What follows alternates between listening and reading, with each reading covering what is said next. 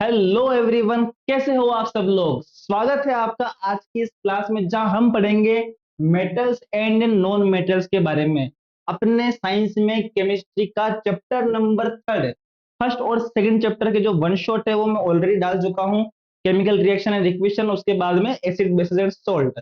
अब आज बात करेंगे अपन मेटल्स एंड नॉन मेटल्स के बारे में।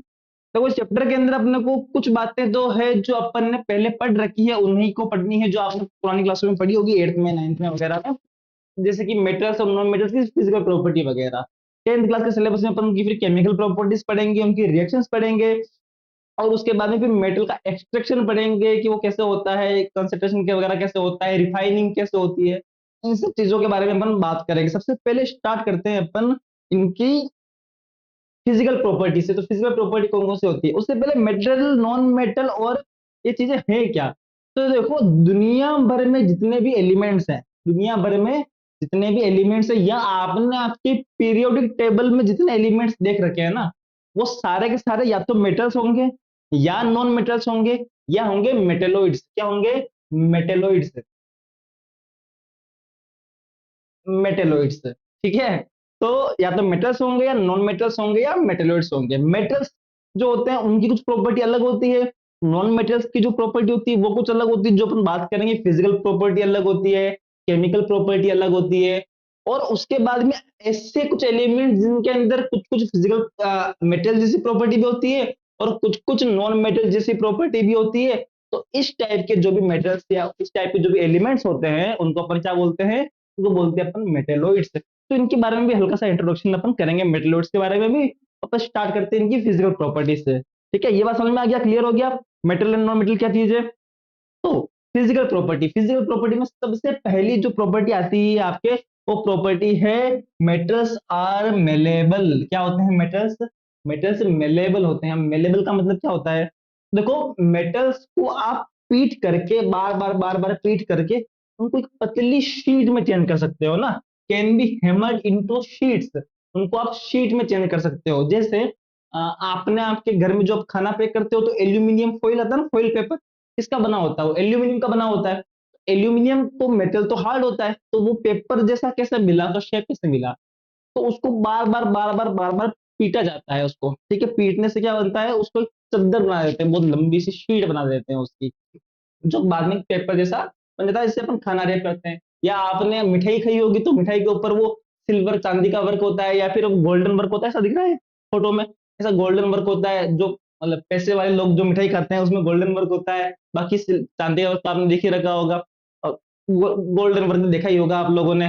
तो जो मिठाई के ऊपर लगाते हैं वो कैसे बनाया? अब आप तो कहोगे कि चांदी इतनी महंगी है, सोना इतना महंगा है, तो उसको कैसे लगाया? तो हल्की सी भी चांदी ले ली अपन, एक सिक्के की चांदी ले ली, पर उसको बार बार बार बार बार बार एक ही तरीके से, या वो पहले हाथ से करते थे, आजकल हाथ से नहीं होता। आजकल क्या होता है, वो हैमर आते हैं, जिसकी वजह से उनको ताबक कूटा जाता है ना। पहले क्या होता था कि उनको ऐसे दो लेदर के ऐसे क्या कहते हैं, क्लोथ जैसे चीजों के बीच में उनको दबा करके फिर उनको बार बार ठोका जाता था। इससे क्या होता है, वो लबड़ी सी एक शीट में चेंज हो जाते हैं, है ना। चद्दर बन, बिल्कुल पतला सा उनका क्या बन जाता है, एक चद्दर बन जाता है, शीट बन जाती है, जिसको अपन क्या करते हैं, फिर अपनी मिठाइयों के ऊपर लगा देते हैं, बिल्कुल पतला पतला सा, जिसको अपन बोलते हैं वर्क पेपर जो होता है ये। ठीक है। तो फर्स्ट प्रॉपर्टी मेटल की कौन सी हो गई? मेटल को जो आप हैमर्ड करके, है ना, कूट करके उसको एक पतली शीट में चेंज कर सकते हो। नॉन मेटल में ऐसा नहीं था, नॉन मेटल मेलेबल नहीं होते हैं ना। नॉन मेटल का मतलब जैसे कि बात करूं, कार्बन होता है, कार्बन हो गया, सल्फर हो गया, तो ये मेलेबल नहीं होते। आप कार्बन का कोई टुकड़ा लेकर के उसको, अब जैसे कार्बन का एग्जांपल आप सिंपल कोयला ले लो, क्योंकि आपको डेली लाइफ में देखने को मिलता ही है, कोयला आप सबने देख रखा होगा। तो कोयले को अगर आप कूटो तो क्या वो पतली शीट में चेंज होगा? क्या वो नहीं होगा, बिखर जाएगा, है ना। वो ब्रिटल होते हैं। क्या होते हैं ये? ब्रिटल होते हैं। Not malleable, non metals are not malleable and brittle, brittle होते हैं। सेकेंड फिजिकल प्रॉपर्टी है कि ऑल मेटल्स आर डक्टाइल। सारे के सारे जो मेटल्स है वो क्या है? डक्टाइल होते हैं। मतलब क्या हुआ, ऐसा can be drawn into wires. अपनी नोटबुक निकालो, ये लिखते जाओ जो मैं बता रहा हूं आपको, है ना। फिजिकल प्रॉपर्टी लिख करके, मेटल्स की पहली प्रॉपर्टी हो गई मेलेबल, दूसरी प्रॉपर्टी हो गई डक्टाइल, कि all metals are ductile can be drawn into wire, मतलब इनके वायर बना सकते हैं अपन, है ना। आप सबने देखे होंगे, आपके घर में वायर होते हैं इलेक्ट्रिसिटी के, ज्यादातर कॉपर के वायर होते हैं ना।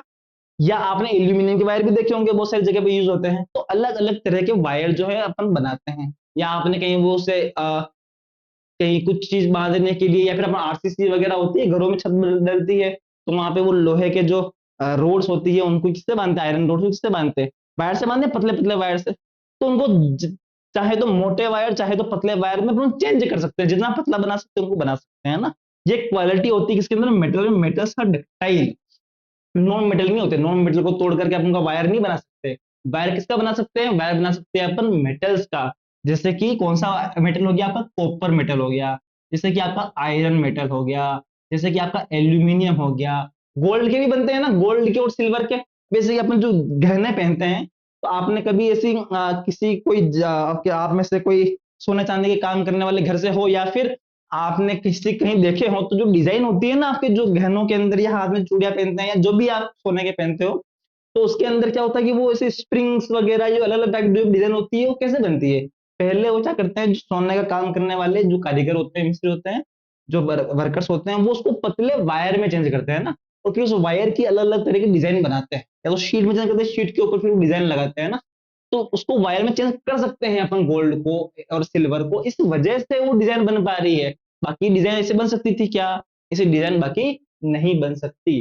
Gold is the most malleable metal, ये ध्यान रखना। देखो है ना, जितने भी ये फिजिकल प्रॉपर्टी है ना, इसमें से या तो जो कोई मेटल या नॉन मेटल जिसके अंदर कोई खास बात हो, वो उसका क्वेश्चन आ सकता है, या कोई एक्सेप्शन हो, है ना, उनके बारे में अपन जो है वो क्वेश्चन आ सकता है ना। तो वो अपने को ध्यान रखना है। जैसे एक में, और मैं साथ साथ में बताता रहूंगा आपको मैं जो जो भी पॉइंट आएगा। जैसे पहला हो गया, gold is the most malleable metal. आपसे पूछ ले सबसे सबसे ज्यादा मेलेबल मेटल कौन सा है, तो कौन सा है, गोल्ड है। बाकी भी मेटल तो मेलेबल सारे ही होते हैं, सबको शीट में चेंज कर सकते हैं।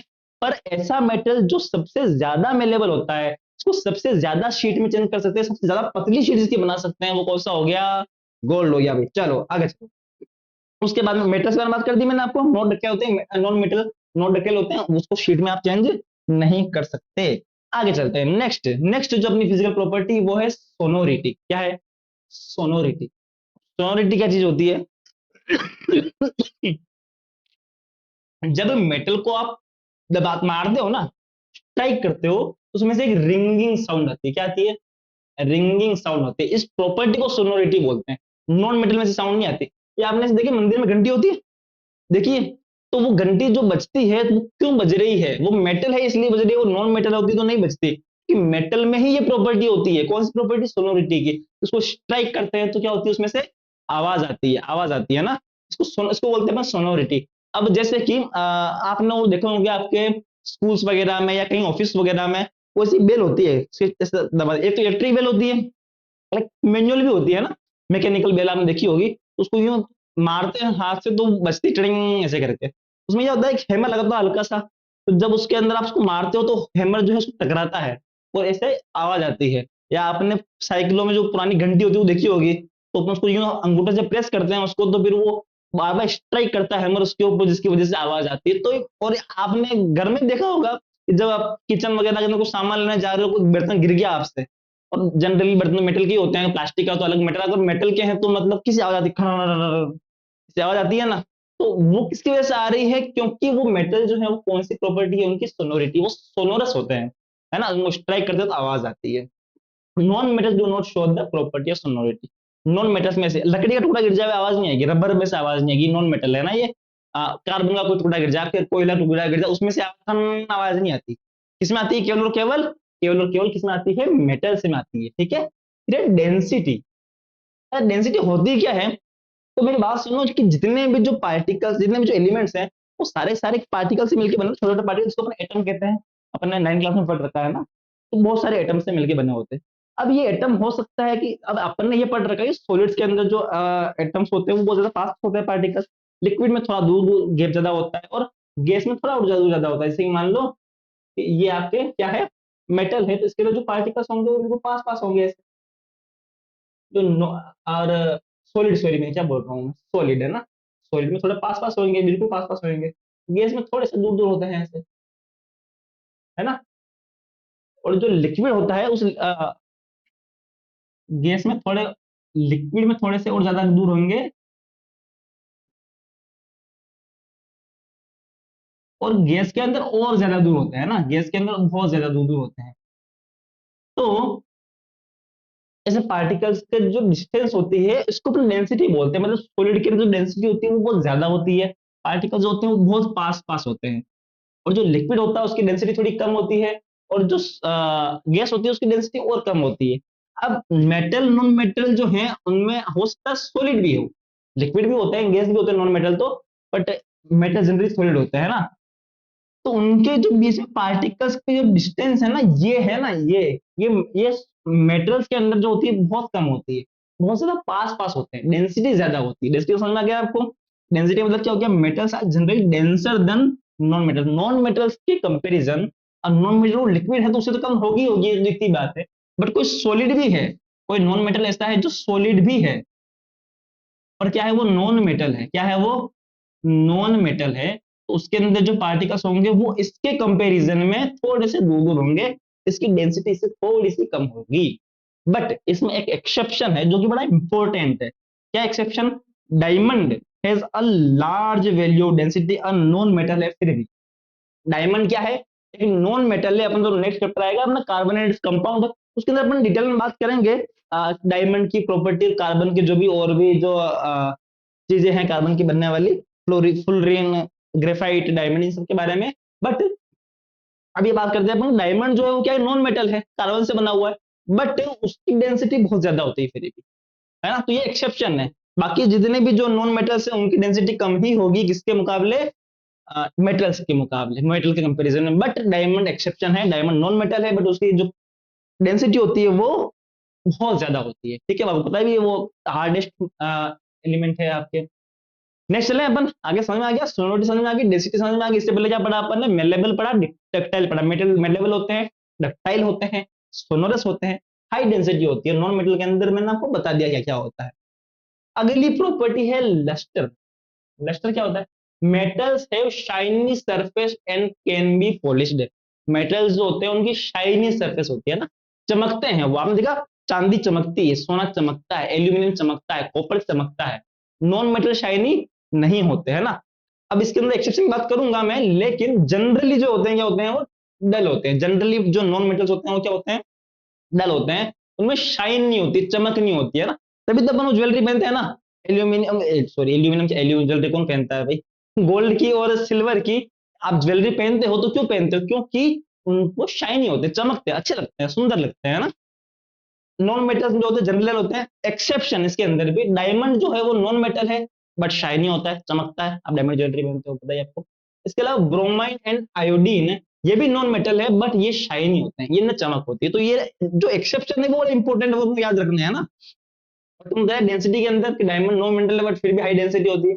एक आपको मैंने बता दिया किसके अंदर, लस्ट्रस के अंदर, की जो लस्ट आपके ब्रोमाइन हो गया, आयोडीन हो गया, डायमंड हो गए, ये नॉन मेटल है बट ये लस्ट्रस होते हैं, इनमें चमक होती है। ठीक है, अगला है heat conduction. Metals are good conductor of heat, है ना। इनमें से बेस्ट कंडक्टर है कॉपर और सिल्वर। मेटल्स जो होते हैं वो हीट के कंडक्टर होते हैं ना। आपके घर में जो बर्तन बनते हैं ना, ठीक है, वो किसके बर्तन, मेटल के बने होते हैं, स्टील के होते हैं, या फिर एल्यूमिनियम के होते हैं, या फिर पहले पुराने जमाने में लोहे के भी होते थे, कॉपर के भी होते हैं। तो बर्तन मेटल्स के ही क्यों होते हैं, इसके पीछे रीजन क्या है, जनरली मेटल्स के ही क्यों होते हैं, क्योंकि मेटल्स होते हैं गुड कंडक्टर होते हैं, है ना। तो क्या होता है किसके, हीट के। तो जब आप गर्म कर रहे हो तो एक्स्ट्रा हीट इधर उधर जाएगी नहीं, और आप वो गर्म करो जल्दी से वो गर्म हो जाएंगे, और आपका खाना जो उसमें पका रहे हो जल्दी से पक जाएगा। इसलिए जो होते हैं अपने जो वेसल्स होते हैं किचन के, वो सारे सारे किसके बने होते हैं, मेटल्स के होते हैं। इसके अलावा हमने देखा होगा कि जो मेटल्स होते हैं, मतलब कि जो आपके बर्तन होते हैं, उनके जो हैंडल वगैरह होता है वो लकड़ी का या प्लास्टिक का बना होता है। क्यों बना होता है, क्योंकि वो हीट के कंडक्टर होते हैं। आपने उसको गैस पे चला रखा है और थोड़ी देर बाद आप उसको पकड़ोगे, आपका हाथ जल जाएगा, क्योंकि वो हीट कंडक्ट होकर के वहां तक पहुंचेगी। आपने हीट के कंडक्शन में पहले पढ़ रखा है आपने। तो इसलिए उसका जो हैंडल होता है वो प्लास्टिक का, लकड़ी का बनाते हैं। इसका मतलब ये है कि मेटल्स होते हैं वो हीट के अच्छे कंडक्टर होते हैं ना। जिसमें सबसे बेस्ट कंडक्टर कौन से हैं, कॉपर और सिल्वर। और सबसे जो पुअर कंडक्टर है वो याद रखना, mercury and lead, mercury and lead. और नॉन मेटल्स होते हैं वो पुअर कंडक्टर होते हैं हीट के। बात समझ में आ गई, चले आगे चले। फिर इलेक्ट्रिकल कंडक्शन। मेटल्स जो होते हैं वो ज्यादातर इलेक्ट्रिसिटी के क्या होते हैं, कंडक्टर होते हैं। जिसके अंदर भी जो हाईली, जो सबसे ज्यादा कंडक्टर होते हैं ना, वो होते हैं सिल्वर और कॉपर, ये बहुत ज्यादा है जो ना इलेक्ट्रिसिटी के ये कंडक्टर होते हैं। Metals conduct electricity well, non metals are को इलेक्ट्रिकल कंडक्टर, ठीक है। सिल्वर और कॉपर जो, इसलिए आपके घर में जितने भी तार है ना, जितने भी इलेक्ट्रिसिटी के जो भी आपके कनेक्शन कर रखा होगा आपने, वो सारे वायर किसके बनते हैं, वो सारे वायर कॉपर के बनते हैं। सिल्वर उससे भी अच्छा कंडक्टर है, बट सिल्वर के तार तो कौन ही लगाएगा, मान लीजिए घर में लगे हुए हो तो पता नहीं मुझे, बट सिल्वर है ना वो कॉपर से भी ज्यादा कंडक्टर होता है, ज्यादा अच्छा कंडक्टर होता है ना, बट वो बहुत महंगा होता है, सीधी सी बात है, इसलिए अपन सिल्वर का यूज नहीं करते हैं। अगर आप किसी दिन पैसे कमा लोगे हम इतने, तो फिर सिल्वर के तार लगा सकते हो, कोई दिक्कत वाली उस बात उसमें है नहीं, है ना। इंपॉर्टेंट इसके अंदर भी एक एक्सेप्शन है, मैंने जब बताया कि मेटल्स जो होते हैं वो अच्छे कंडक्टर होते हैं इलेक्ट्रिसिटी के, और नॉन मेटल्स जो हैं वो अच्छे कंडक्टर नहीं होते हैं। बट ग्रेफाइट क्या, ग्रेफाइट क्या है, नॉन मेटल है, क्या है, नॉन मेटल है, but is a good conductor of electricity, graphite is a good conductor of electricity. बात आ गई क्या समझ में, ठीक है। तो लस्टर्स होते हैं मेटल, एक्सेप्शन कौन से, और नॉन मेटल नहीं होते हैं, एक्सेप्शन कौन सा, डायमंड, ब्रोमीन और आयोडीन। हीट के कंडक्टर जो होते हैं मेटल्स अच्छे होते हैं, नॉन मेटल जो है वो नहीं होते हैं। बेस्ट कौन से होते हैं और कौन से होते हैं मैंने आपको बता दिए। और इलेक्ट्रिसिटी के कंडक्टर जो होते हैं वो कौन होते हैं, मेटल्स जो अच्छे कंडक्टर होते हैं, नॉन मेटल जो अच्छे कंडक्टर नहीं होते। बट एक्सेप्शन कौन सा है, ग्रेफाइट, जो कि नॉन मेटल है बट उसके अंदर इलेक्ट्रिसिटी कंडक्ट होती है। ग्रेफाइट जो आपने देखा कि आपकी जो पेंसिल होती है ना, लिखने वाली पेंसिल, उस पेंसिल के अंदर की जो निब होती है, या फिर आप वो प्लास्टिक वाली वो का क्या बोलते हैं, लीड पेंसिल वो आप यूज करते हो, तो उसके अंदर जो लीड होती है वो ग्रेफाइट की बनी हुई होती है ना, तो वो इलेक्ट्रिसिटी कंडक्टर होती है। कभी यूं नहीं कि आप, बच्चे होते हैं ना बहुत बार दोनों तरफ से पेंसिल छील लेते हैं, तो ये पेंसिल छील के उसमें करंट के मत डाल देना वायर के, है ना, क्योंकि करंट आ जाएगा, वो इलेक्ट्रिसिटी कंडक्टर होता है। इसीलिए लकड़ी की बनता है, बनाते हैं पेंसिल को जनरली, या फिर प्लास्टिक की बनाते हैं, मेटल नहीं बनाते हैं। फिर छोटे बच्चे ऐसा नहीं हो खेलते खेलते प्लग के अंदर उसको फंसा देगा, वहीं पे चिपक के करंट आ जाएगा उनके। तो ये बात ध्यान रखना, ग्रेफाइट देख रखा आपने, सबने देख रखा आपने ग्रेफाइट, पेंसिल हमने यूज कर रखी होगी, वो ग्रेफाइट होता है और वो इलेक्ट्रिसिटी कंडक्टर होता है, नॉन मेटल है फिर भी, ठीक है। और मैं बताया था कि आपको वो ग्रेफाइट जो होता है स्लाइटली लस्टर भी होता है ना, डल नहीं होता है इतना।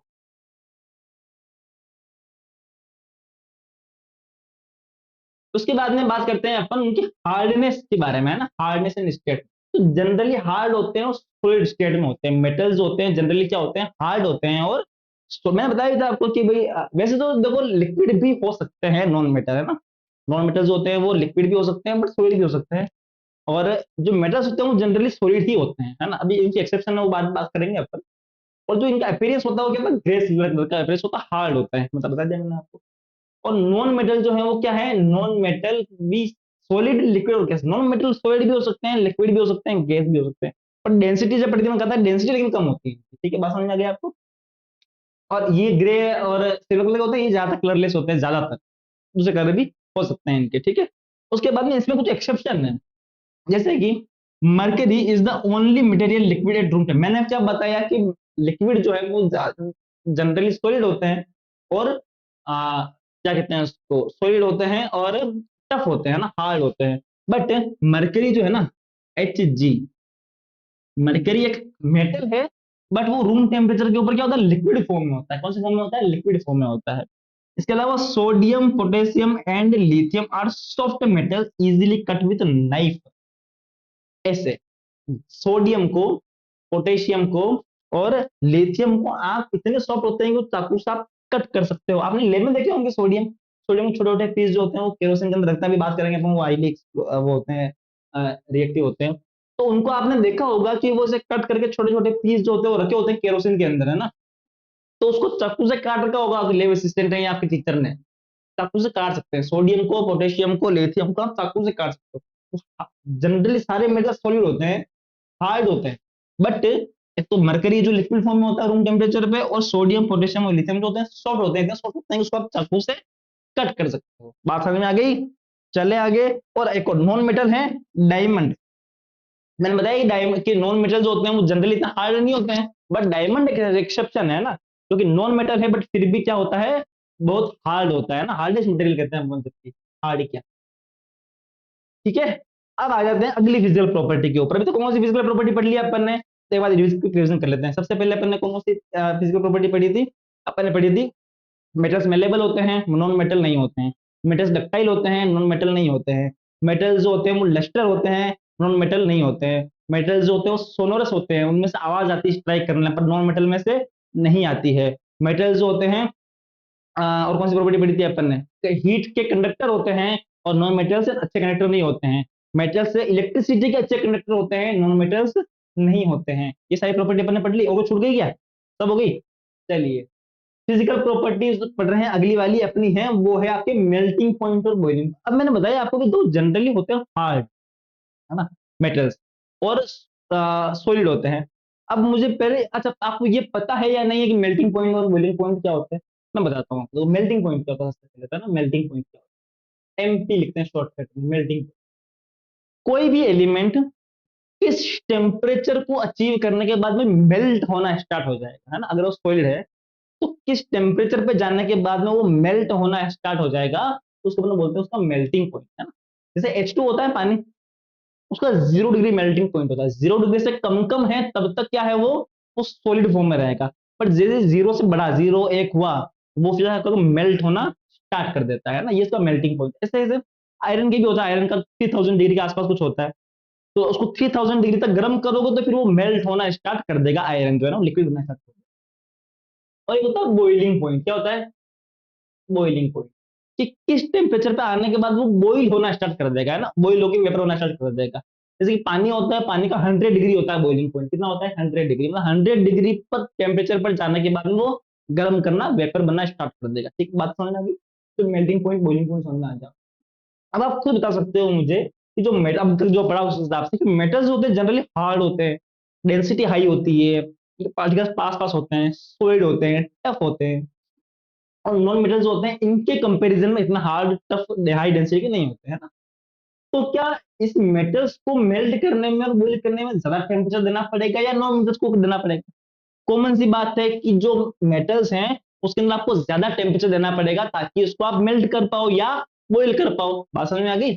तो इसका मतलब ये है कि इसके जो मेल्टिंग पॉइंट होते हैं, कि जिस टेम्परेचर पे मेल्ट होंगे, वो ज्यादा होते हैं नॉन मेटल्स के मुकाबले, और जो बॉइलिंग पॉइंट होता है वो भी ज्यादा होता है नॉन मेटल्स के मुकाबले। बात समझ में आ गई क्या? सिंपल सा मेल्टिंग पॉइंट, बॉइलिंग पॉइंट को समझ में आ रखा है तो फिर ये इजी सा काम हो गया आपके लिए। ठीक है, तो ये बड़ी बात है नहीं, तो मेल्टिंग पॉइंट और बॉइलिंग पॉइंट आपको समझ आ गया। इस तरीके से मेटल्स जो है उसको बॉइल करते हैं, मतलब उसको मेल्ट करते हैं, क्योंकि बहुत ज्यादा टेम्परेचर चाहिए होता है इनको मेल्ट करने के लिए, है ना, नॉन मेटल के इतना आसानी से मेल्ट नहीं हो जाता ये। ठीक है, चलें आगे। बहुत बढ़िया। अब कुछ मैंने बताया था ना आपको, तो वैसे तो जो ज्यादातर जो ऐसे खास बातें थी वो साथ साथ में चलता आ रहा था मैं आपके, कि जो जैसे इलेक्ट्रिसिटी के कंडक्टर सबसे ज्यादा कौन कौन से हैं, तो सिल्वर और कॉपर बताए थे मैंने आपको, है ना। और डायमंड जो होता है वो नॉन मेटल है बट हार्डेस्ट है। मरकरी रूम टेम्परेचर के ऊपर क्या है, आपके लिक्विड फॉर्म में होता है। सोडियम, पोटेशियम, लिथियम, ये चाकू से कट कर सकते हो, अब ये मेटल है बट फिर भी इनको कट कर सकते हो।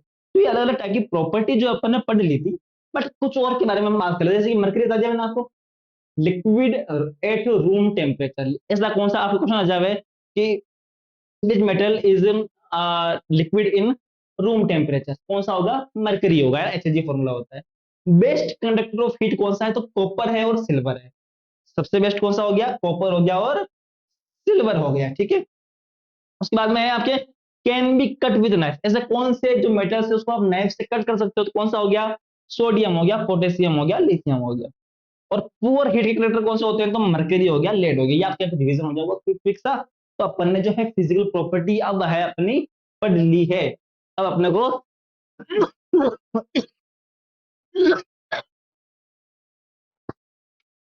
अब अपने को आगे चलना है ना।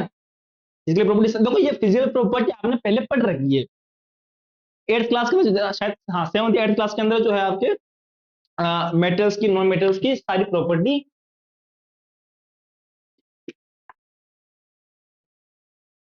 पढ़ चुके हो, है ना।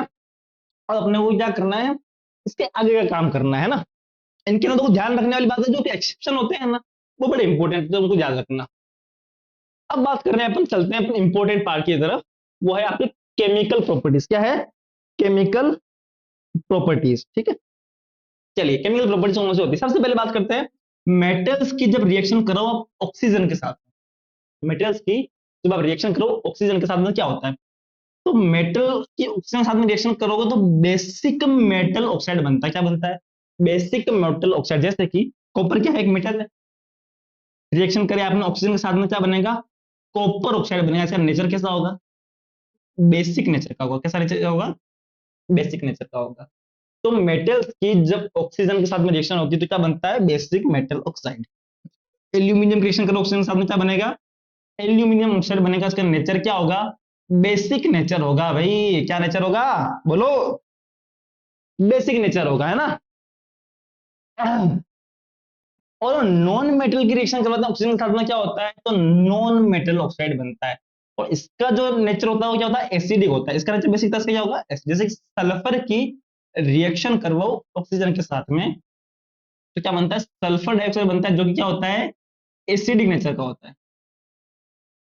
और आपको अगर याद हो, आपने सेकंड चैप्टर पढ़ लिया है, तो मैंने उस चैप्टर में पढ़ते टाइम बताया भी था आप लोगों को कि जो मेटल ऑक्साइड होते हैं ना, सारे के सारे मेटल ऑक्साइड बेसिक नेचर के होते हैं, और सारे के सारे जो नॉन मेटल ऑक्साइड होते हैं वो सारे सारे एसिडिक नेचर के होते हैं। तो अपन एसिड बेसिक रिएक्शन करवाई थी, उस टाइम में बारे में अपन ने बात की थी, तो समझ में आ गया ना।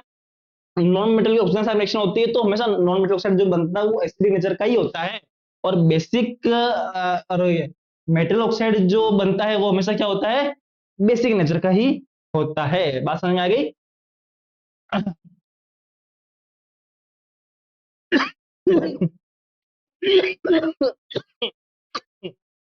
खांसी ठीक नहीं हो रही है यार, चलिए आगे चलते हैं। Sodium and potassium react so vigorously with oxygen that they catch fire in kept in open.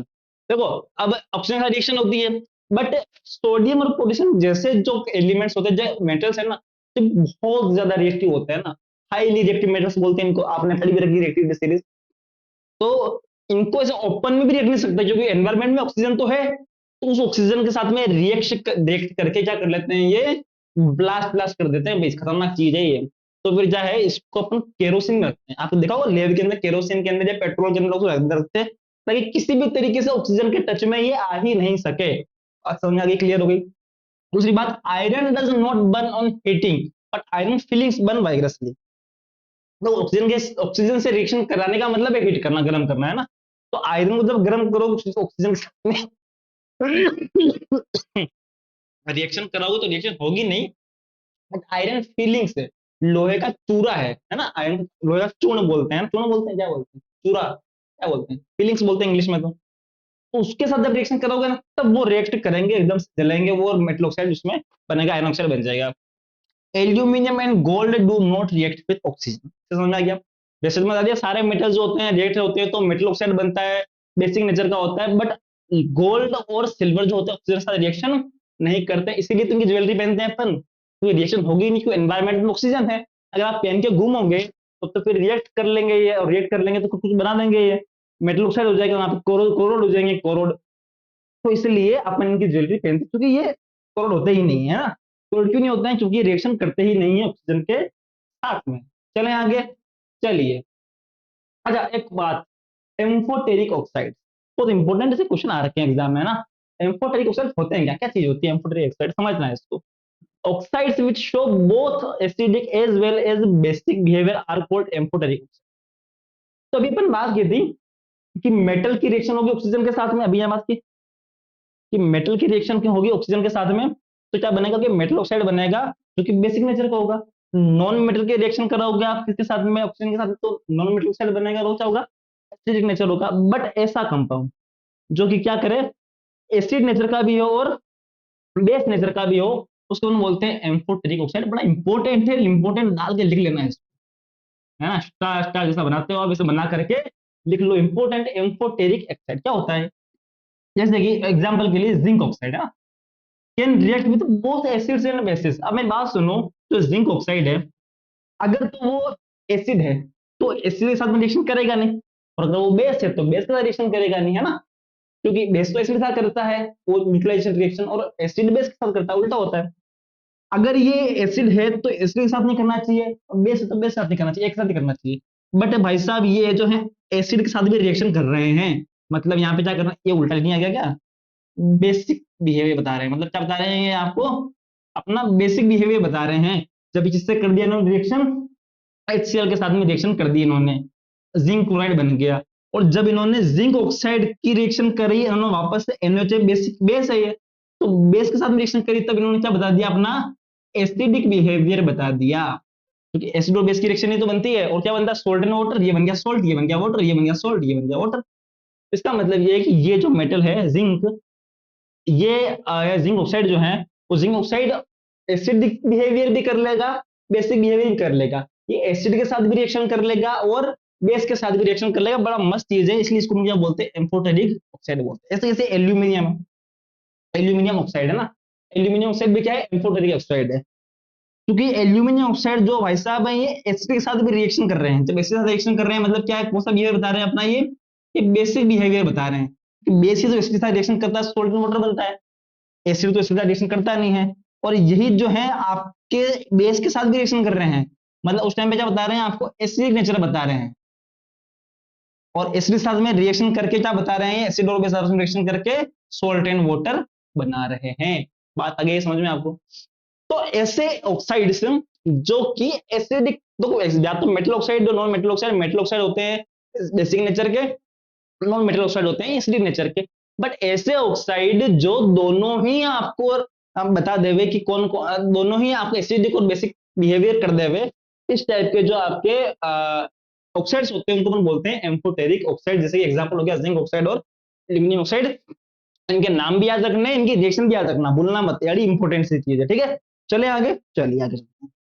उसके बाद में है आपके प्रोटेक्टिव ऑक्साइड लेयर। अभी अपन बात की कि मेटल की रिएक्शन होती है ऑक्सीजन के साथ में, है ना, तो मेटल की जब ऑक्सीजन के साथ में रिएक्ट होती है तो क्या होता है कि अब एनवायरमेंट में ऑक्सीजन है, आपके यहाँ कोई मेटल रखा हुआ है, जैसे कि अपन ने मैग्नीशियम रखा हुआ है, जिंक रखा हुआ है ना, तो एनवायरमेंट की रिएक्ट की ऑक्सीजन के साथ में रिएक्ट करके ऊपर एक ये लेयर बना लेते हैं, क्या बना लेते हैं, लेयर बना लेते हैं। जैसे मान लो कि ये मेटल रखा हुआ है ना, अब इस मेटल को मैंने यहाँ रखा हुआ साइड में कहीं पे, कहीं ताक में रखा हुआ है, तो ये एनवायरमेंट की रिएक्ट के साथ में रिएक्ट करके यहाँ पे क्या बना लेगा, एक ऊपर एक मेटल ऑक्साइड बना लेगा। जैसे मान लो कि अगर Mg था, तो एनवायरमेंट की ऑक्सीजन के साथ में रिएक्शन करके यहाँ पर ये एक MgO की लेयर बना लेगा मैग्नीशियम ऑक्साइड की। इसको अपना प्रोटेक्टिव लेयर बोलते हैं, क्या बोलते हैं, प्रोटेक्टिव लेयर बोलते हैं। प्रोटेक्टिव लेयर जो बोल रहे हैं, ये प्रोटेक्ट करी काम की चीज है, तो खराब कर दिया ना, नहीं, ये खराब करने से बचाती है ये, क्यों यूजफुल है कि this layer prevents further oxidation of the metal, protecting it from corrosion and degradation. एक बार लेयर बन गई ना, तो लेयर बन गई, अब इसके ऊपर वापस ऑक्सीजन का जो रिएक्शन हो नहीं पाएगा, अब इसके पास ऑक्सीजन जो है वो पहुंच नहीं पाएगी, तो आगे इसका ऑक्सीडेशन नहीं होगा, आगे इसका कोरोजन नहीं होगा, तो इसको बचा लेती है, इसीलिए इसका नाम क्या हो गया भाई, प्रोटेक्टिव लेयर। ये प्रोटेक्टिव लेयर है ऑफ ऑक्साइड जो कि मेटल्स के अंदर बनती है। समझ में आ गई? इसका अपन ने वो क्या कहते हैं इसको, केस स्टडी पढ़ी थी मैग्नीशियम के फर्स्ट चैप्टर के अंदर, आपको याद हो तो, है ना, मैग्नीशियम जो होता है उसको क्वेश्चन भी था कि उसको आप जब उसको जलाने से पहले उसको सेकंड पेपर से रब क्यों करते हैं, रब, क्योंकि ऊपर एक मैग्नीशियम ऑक्साइड की लेयर बन जाती है जिसको आपको रब करना पड़ता है ताकि अच्छे से जले। बात समझ में आ गई? चले आगे, चलिए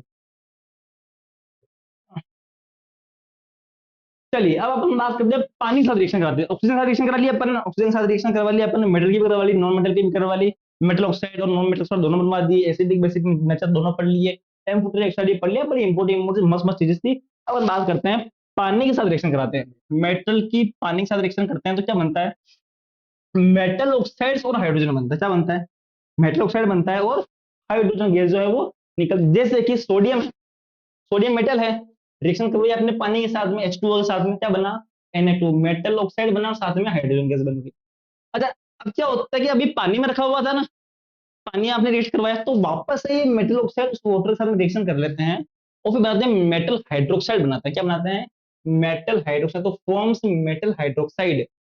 तो ये Na2O है, Na2O ने वापस वापस से पानी के साथ में H2O से रिएक्शन करी तो क्या बनाया, NaOH, मेटल हाइड्रोक्साइड बना दिया, NaOH, सोडियम हाइड्रोक्साइड बना दिया। बस समझ में आ गया? जैसे कैल्शियम था, कैल्शियम में रिएक्शन करी किसके साथ में, H2O के साथ में, क्या बना, CO, कैल्शियम ऑक्साइड बन गया, ठीक है, कोई दिक्कत वाली बात नहीं है, H2 बन गया। अब ये कैल्शियम ऑक्साइड वापस से पानी के साथ में रिएक्शन करेगा, H2O के साथ में क्या बनवाएगा, कैल्शियम हाइड्रोक्साइड, मेटल हाइड्रोक्साइड बनता है। तो इसका मतलब ये है कि मेटल की जब आप रिएक्शन करवाते हो किसके साथ में, वाटर के साथ में, H2O के साथ में, तो फाइनल क्या बनता है, मेटल हाइड्रोक्साइड बनता है। पहले बनता है मेटल ऑक्साइड बनता है, फिर मेटल ऑक्साइड से क्या बनता है, मेटल हाइड्रोक्साइड बनता है। बात समझ में आ गई? मेटल ऑक्साइड का मतलब मेटल के साथ में ऑक्सीजन लगा हुआ हो तो उसको मेटल ऑक्साइड बोलते हैं, याद रहेगा ना, इसे सिंपल बात बता रहा हूँ आपको। और मेटल के साथ में OH लगा हुआ हो ना तो मेटल हाइड्रोक्साइड बोलते हैं, अपन क्या बोलते हैं, मेटल हाइड्रोक्साइड। और केवल O लगा हुआ तो उसको अपन मेटल ऑक्साइड बोलते हैं, जैसे magnesium oxide, zinc oxide, aluminium oxide. Clear है? चले आगे, चलिए भाई आगे। अब बात करते हैं एसिड्स एंड मेटल सोल्ट के साथ में। मेटल की एसिड के साथ में मेटल सोल्ट का रिएक्शन करवाते हैं, है ना। ये रिएक्शन अपने एसिड बेस वाले चैप्टर में पढ़ लिए है, पर वापस से पढ़ लेते हैं, अपना रिवीजन भी हो जाएगा, है ना। मैंने बताया भी था उस टाइम पे कि अपने ये मेटल और नॉन मेटल चैप्टर में वापस से रिएक्शन पढ़नी है अपने, ठीक है। तो मेटल की एसिड के साथ में रिएक्शन बनता है तो सोल्ट एंड हाइड्रोजन बनता है, क्या बनता है, सोल्ट एंड हाइड्रोजन। तो जिंक है, इस जिंक की रिएक्शन करा दो H2SO4, H2SO4 सॉल्यूशन के अंदर आप क्या कर दो, जिंक के टुकड़े डाल दो तो क्या बनेगा, जिंक सल्फेट बनेगा। और साथ में हाइड्रोजन गैस जो है वो बाहर निकलेगी, हाइड्रोजन गैस जो है वो बाहर निकलेगी। और इसके अंदर अपन ने एक टेस्ट भी किया था, तो ऐसे एक वो ट्यूब लगा करके फिर ये यहाँ से बीच में भाई माइक बंद हो गया था अपना, मुझे पता नहीं चला किस जगह बंद हुआ, तो मुझे पता भी नहीं है कि मैंने कहाँ तक फटा दिया। तो वो वापस से मैं जब चेक करूंगा तो एडिटिंग में वापस कट करना पड़ेगा मुझे उस, जहाँ पे मैंने बोल रहा हूँ और मुंह हिला रहा हूँ आपको आवाज नहीं आ रही होगी, है ना। कोई बात नहीं, शायद मेरे हिसाब से मैंने ये मेटल एसिड तो रिकॉर्ड हुआ ही होगा। तो एक बार समझा देता हूँ मैं आपको शॉर्टकट में कि मेटल की एसिड के साथ में रिएक्शन होती है तो क्या बनता है, आपके सोल्ट बनता है एंड हाइड्रोजन गैस बनती है।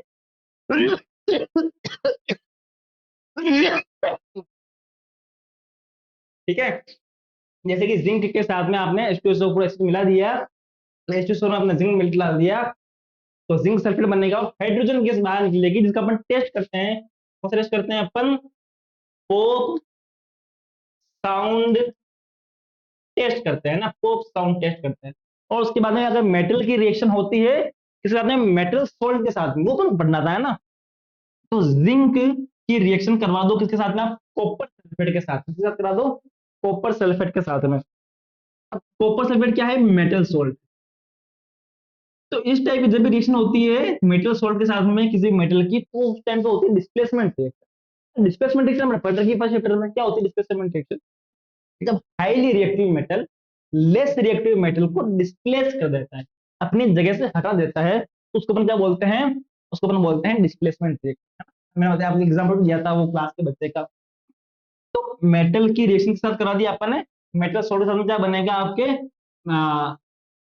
उसको डिस्प्लेस कर देगा, वो क्या कर देगा, डिस्प्लेस कर देगा। जैसे कि यहाँ पे जिंक जो है कॉपर को डिस्प्लेस कर दिया और कुछ जगह जिंक यहाँ बैठ गया, उस कॉपर को बाहर निकाल दिया। वैसे ही पोटेशियम है, एल्यूमिनियम क्लोराइड के साथ में रिएक्शन करी तो पोटेशियम हाईली रिएक्टिव था, तो पोटेशियम ने इसकी जगह एल्यूमिनियम को डिस्प्लेस कर दिया और एल्यूमिनियम को बाहर निकाल दिया। अब इसके लिए आपको याद होनी चाहिए रिएक्टिविटी सीरीज। अब वो पता कैसे चलेगा कि कौन सा मेटल आपके ज्यादा रिएक्टिव है, कौन सा कम रिएक्टिव है, तो उसके लिए पता होना चाहिए अपन क्या, रिएक्टिविटी सीरीज। तो मैं आपको बता देता हूँ वापस से, है ना, रिएक्टिविटी सीरीज मैंने आपको याद करवाई थी, एक ट्रिक बता करके उनको वापस से लिखवा देता हूँ आपको, है ना। तो ट्रिक लिखवाई थी अपन ने सबसे पहले ही, कौन सा, पोटेशियम, है ना, फिर सोडियम, मैग्नीशियम, एल्यूमिनियम, है ना, जिंक, फिर लेड, लेड नहीं आयरन, फिर lead, hydrogen, copper, mercury, silver, gold, platinum, है ना।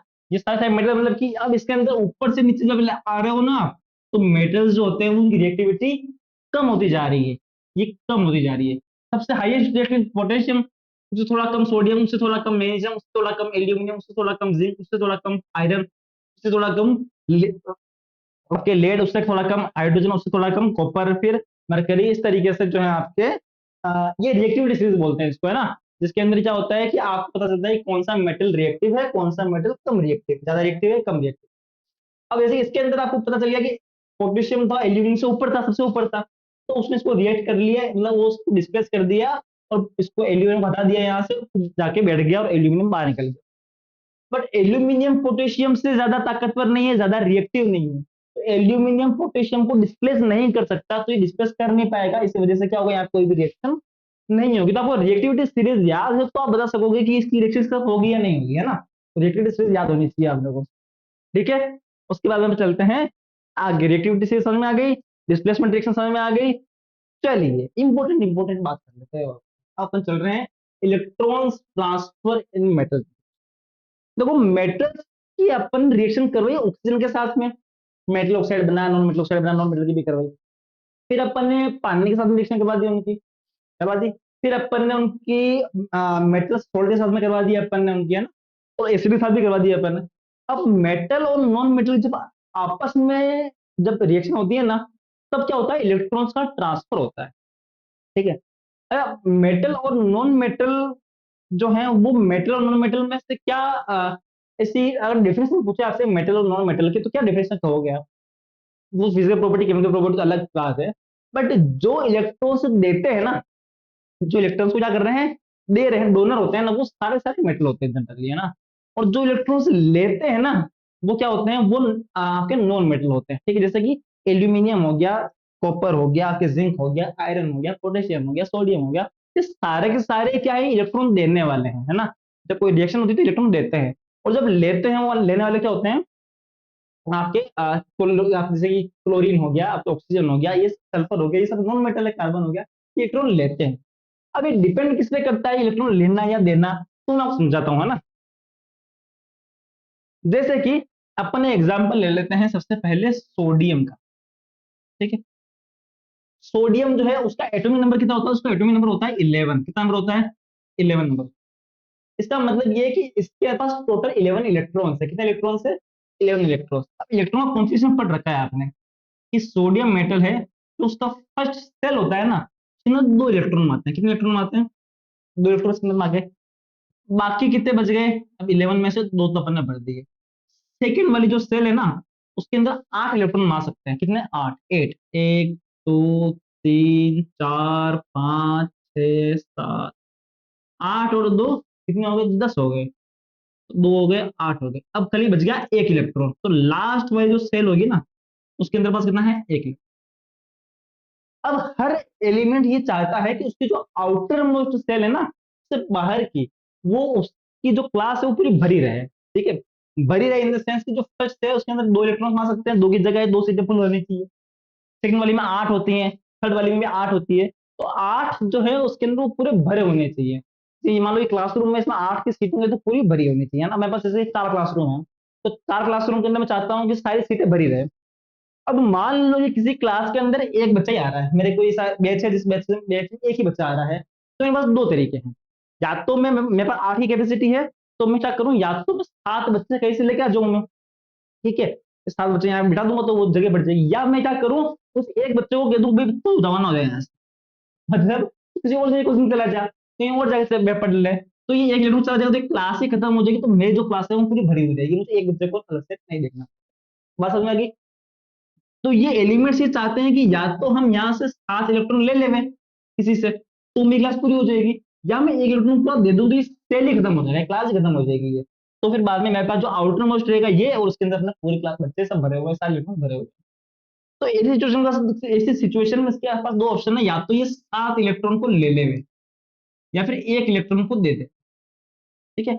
अब ज्यादा इजी क्या पड़ेगा, आप मुझे बताओ, जब मैं मेरी बात करूँ, मैं 7 बच्चे लाना मेरे लिए ज्यादा इजी है या एक बच्चे को भेजना ज्यादा इजी है? दिखती बात है, ये तो भेजना इजी, तो इसके पास भी इजी काम क्या है कि इलेक्ट्रॉन कोई भी ले लेगा, तो ये इलेक्ट्रॉन दे देगा, क्या कर लेगा, ये इलेक्ट्रॉन को ये दे देगा। तो इसके पास में चार्ज आ जाएगा, एक इलेक्ट्रॉन दिया ना इसने, तो 1+1 का चार्ज आ जाएगा इसके पास में। इस तरीके से इनके पास चार्ज आता है, और ये इलेक्ट्रॉन देते हैं, है ना। तो जो इलेक्ट्रॉन देते हैं वो क्या होते हैं, सारे सारे क्या होते हैं, आपके मेटल्स होते हैं। क्या होते हैं, मेटल्स होते हैं। अब जैसे जैसे मैं बात करता हूँ किसी नॉन मेटल की बात करता हूँ मैं ना, जिसकी बात करते हैं अपन ऑक्सीजन की। ऑक्सीजन जो है वो कितने नंबर पे आता है भाई आपके, ऑक्सीजन आता है आपके 8 नंबर पे। इसका मतलब ऑक्सीजन जो है, उस ऑक्सीजन के अंदर जो इलेक्ट्रॉन्स है वो कितने हैं, 8 इलेक्ट्रॉन है। बात समझ में आ रही है, मैं आपको दो इलेक्ट्रॉन कॉन्फ़िगरेशन 9 क्लास का है, आपको समझा रहा हूँ आपको, ताकि आपको समझ में आ जाएगा कि भी ये क्या चार्ज कैसे आते हैं इसके ऊपर, कैसे दे रहे हैं, कैसे ले रहे हैं इलेक्ट्रॉन। ये बड़ा इंपॉर्टेंट है, क्योंकि इसके बाद पढ़ने वाले लूज फ्लो डिस्ट्रक्ट जो बड़ा काम आएगा आपने, है ना, इसमें ये चीजें काम आएगी। ऑक्सीजन के पास में 8 इलेक्ट्रॉन है, कितने हैं, 8 इलेक्ट्रॉन है। ये हो गया आपके पास ऑक्सीजन। इसका जो पहले वाला क्लास होगा उसमें 2 इलेक्ट्रॉन आ जाएंगे, तो इसमें 2 इलेक्ट्रॉन। ठीक है। अगले वाले में कितने इलेक्ट्रॉन आएंगे इसके पास में, 8 आ सकते हैं, 8 की जगह है पर इसके पास है ही 6 ही। तो 1, 2, 3, 4, 5, 6, तो ये दो थे, इसमें से एक में दो पढ़ दिए, दूसरे में छह पढ़ दिए। बात समझ आ गई? समझ आ गया? अब मेरी बात सुनो, इसके जो आउटर मोस्ट शेल है उसमें छह है, तो ये कितने हैं, जगह कितने की है, आठ की जगह है। तो उसमें दो ऑप्शन है, या तो छह इलेक्ट्रॉन दे देवे या दो इलेक्ट्रॉन ले लेवे। अगर दो ले लेगा तो भी आठ पूरे हो जाएंगे, या छह दे देगा किसी को तो भी अपने काम खत्म हो जाएगा, दो ही बचेंगे खाली। तो ज्यादा बढ़िया ऑप्शन क्या है, छह दे देना ज्यादा बढ़िया ऑप्शन है, या दो ले लेना ज्यादा बढ़िया ऑप्शन है? कॉमन सी बात है कि ये दो इलेक्ट्रॉन ले लेगा तो ज्यादा बढ़िया ऑप्शन है, दो तो इजी मिल जाएगा, क्यों देखा छह फालतू में किसी को। तो ये दो इलेक्ट्रॉन किसी से ही क्या करेगा, ले लेगा। तो इसके ऊपर चार्ज क्या आ जाएगा, -2। और इस तरीके से जो इलेक्ट्रॉन ले रहा है वो क्या होगा आपके, नॉन नॉन मेटल में सब के अंदर इलेक्ट्रॉन लेते ही है। और मेटल जो होते हैं उनके अंदर सारे सारे चीज होते हैं, उनके क्या करते हैं, इलेक्ट्रॉन देते ही हैं, वो सारे सारे क्या होते हैं, डोनर ही होते हैं। बात समझ में नहीं है, ये इलेक्ट्रॉन कॉन्फ़िगरेशन कैसे क्या होता है, और कैसे इलेक्ट्रॉन लेना और कैसे इन पर चार्ज आता है, ठीक। अब ये काम कहाँ आएगा वो मैं बताता हूँ आपको। ये तो मैं समझा दिया आपको, ठीक है, कि जैसे सोडियम है, सोडियम जो है अपना एक इलेक्ट्रॉन दे देगा, जो कि 281, लास्ट वाले में एक इलेक्ट्रॉन था। कैल्शियम है, कैल्शियम मेटेरियल, उसके पास लास्ट वाले में 2 इलेक्ट्रॉन है ना। कैल्शियम 20 नंबर पे आता है, 20 नंबर पे आता है, तो पहले वाले में 2 आ गए, दूसरे वाले में 8 आ गए, तीसरे वाले में 8 आ गए, अगले वाले में कितने हैं, 2 इलेक्ट्रॉन, तो 2 इलेक्ट्रॉन किसी दे देगा ये, +2 आ जाएगा इसके ऊपर भी, तो ये भी क्या हो गया, मेटल हो गया। नॉन मेटल से क्लोरीन है, 17 नंबर पे आता है, कितना नंबर पे आता है, 17 नंबर पे आता है। तो ये जो है आप क्या कर देगा, इसके पास लास्ट वाले में 7 इलेक्ट्रॉन है, तो एक इलेक्ट्रॉन ले लेगा किसी से, ये 8 पूरे कर लिए। सल्फर के पास में लास्ट वाले में 6 इलेक्ट्रॉन है, तो ये 2 इलेक्ट्रॉन ले लेगा किसी से, 8 पूरे कर लिए। तो इस तरीके से आपको समझ में आ गया होगा कि भाई जो ये इलेक्ट्रॉन कैसे लेते हैं और कैसे इलेक्ट्रॉन का कॉम्बिनेशन होता है और कैसे इलेक्ट्रॉन देते हैं, ठीक है। समझ में आ गई बात। अब अपन बात करते हैं लुईस डॉट स्ट्रक्चर की, क्या कर रहे हैं अपन, लुईस डॉट स्ट्रक्चर की। तो ये जब मेटल नॉन मेटल रिएक्शन होती है तब ये जो है अपने लुईस भाई साहब ने बताया कि कैसे क्या इनका इलेक्ट्रॉन का ट्रांसफर होता है, जब उसको रिप्रेजेंट करते हैं अपन स्ट्रक्चरली डायग्राम के थ्रू, उसको हम लुईस डॉट स्ट्रक्चर बोलते हैं। बड़ा सिंपल सी चीज है, समझाता हूँ, है ना। जैसे अपने मेटल और नॉन मेटल रिएक्शन कर रहे हैं, किस रिएक्शन कर रहे हैं, मेटल प्लस नॉन मेटल की रिएक्शन कर रहे हैं, है ना। तो तुम कैल्शियम की रिएक्शन करवा रहे हैं, ठीक है। अब कैल्शियम जो है वो कितने नंबर पे आता है, कैल्शियम कितने नंबर पे आता है, कैल्शियम आता है आपके 20 नंबर पे, 20 नंबर पे आता है कैल्शियम।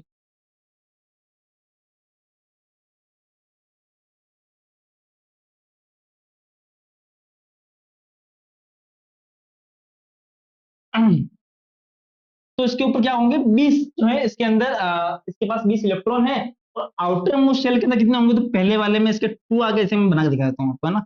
ये कैल्शियम है, पहले वाले में इसके पास 2 आ गए, दूसरे वाले में इसके पास में 1 2 3 4 5 6 7 8 आ गए, तीसरे वाले में भी इसके 1 2 3 4 5 6 7 8 आ गए, तो 2 हो गए, 8 हो गए, 8 हो गए, 8 16 + 2 18, 2 बच गए। लास्ट वाले में कितने बच रहे हैं, मतलब लास्ट वाले में 2 इलेक्ट्रॉन बच रहे हैं, कितने इलेक्ट्रॉन बच रहे हैं, 2 इलेक्ट्रॉन बच रहे हैं। तुम 2 इलेक्ट्रॉन को मैं ऐसे लिख रहा हूँ, ठीक है।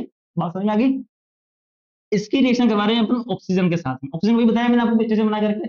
लास्ट वाले में कितने सेल में बचते हैं, उसके 6 इलेक्ट्रॉन बचते हैं, तो उसके पास में 6 इलेक्ट्रॉन है, तो 1 2 3 4 5 और बात समझ में आ गई, नहीं आ गई। तो ऐसे अपन के जो आउटर मोस्ट शेल है ना, उसके अंदर कितने इलेक्ट्रॉन है, उसको अपन या तो डॉट से क्रॉस से दिखाते हैं, तो रोज दिखाते हैं, लेकिन कंफ्यूजन ना हो इसलिए एक बार डॉट दिखा दिया, एक बार क्रॉस दिखा दिया। जब इनकी रिएक्शन होगी तो क्या होगा, अब इस कैल्शियम को चाहिए 6 इलेक्ट्रॉन, ये 6 ले लेगा, इसके 8 पूरे हो जाएंगे, और इसको चाहिए 2, तो ये 2 ले लेगा, तो इसके 2 पूरे हो जाएंगे। तो क्या करेंगे, इसको ये 2 दे देगा, और ये जो है आपस में क्या कर लेंगे, ऐसा सा एक बॉन्ड बना लेंगे, इसके हो गए पूरे 8, और इन भाई साहब के भी पूरे हो गए 8, 6 + 2 8, और ये बना लेंगे आपके कैल्शियम, जो 2 दिए हैं तो उसके ऊपर चार्ज आ जाएगा +2 का। और अपने ऑक्सीजन ने जो है 2 लिए हैं, तो उसके ऊपर आ जाएगा -2 का चार्ज। और आपके जो कंपाउंड बनेगा वो बनेगा कैल्शियम ऑक्साइड, क्या बनेगा, कैल्शियम ऑक्साइड। तो इस टाइप का जो स्ट्रक्चर होता है इसको हम बोलते हैं लुईस डॉट स्ट्रक्चर, है ना, क्या बोलते हैं, लुईस डॉट स्ट्रक्चर। अब ये जो कंपाउंड बनते हैं ना मेटल्स प्लस नॉन मेटल से, इस टाइप के जो कंपाउंड बनते हैं उनको बोलते हैं अपन आयोनिक कंपाउंड, ये बड़ा आयोनिक कंपाउंड। अब आयोनिक कंपाउंड क्या चीज है उसके बारे में अपन बात करते हैं। ये समझ में आ गया लुईस डॉट स्ट्रक्चर कैसे होता है, सिंपल सा है। अगर आपको क्या आता है, आपको ये आता है, ये आता है तो आपका स्ट्रक्चर कोई सा भी एलिमेंट हो आप उसको आप बना सकते हो, कोई बड़ी बात इसके अंदर है नहीं है। अब चलते हैं अपन आगे आयोनिक कंपाउंड के ऊपर। तो आयोनिक कंपाउंड क्या चीज है, मेटल, सिंपल सी बात है, मेटल और नॉन मेटल की रिएक्शन से जो कंपाउंड बन रहे हैं वो सारे सारे क्या है, आयोनिक कंपाउंड है ना, compound formed by the transfer of electrons between metals and non metals. Metal non metal में इलेक्ट्रॉन के ट्रांसफर की वजह से जो कंपाउंड बनते हैं आपस में रिएक्शन करके, उसको क्या बोलते हैं अपन, आयोनिक कंपाउंड होता है ना।